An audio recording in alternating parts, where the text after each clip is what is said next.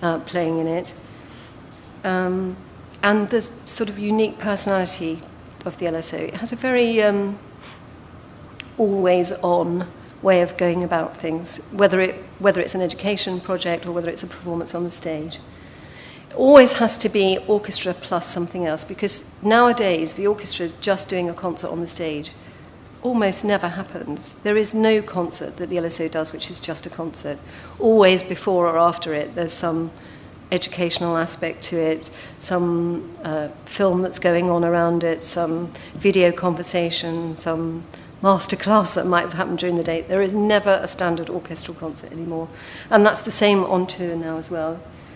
And a concept that involves the players, because they're the collective, the LSO is the collective, the artists, and we have a family of artists that come back regularly, and I'm pleased to say, the audience.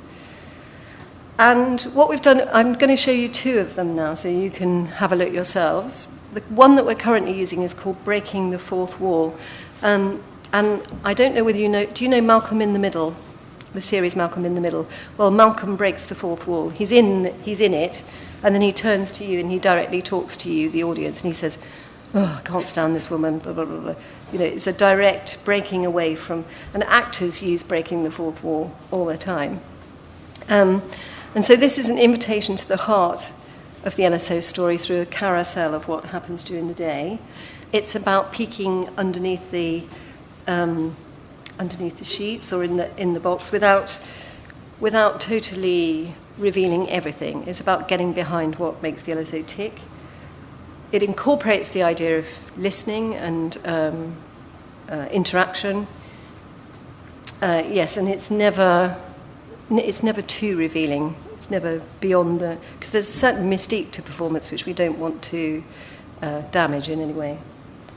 And before we ever put pen to paper, we started to look at the interactions between audiences, conductors, performers.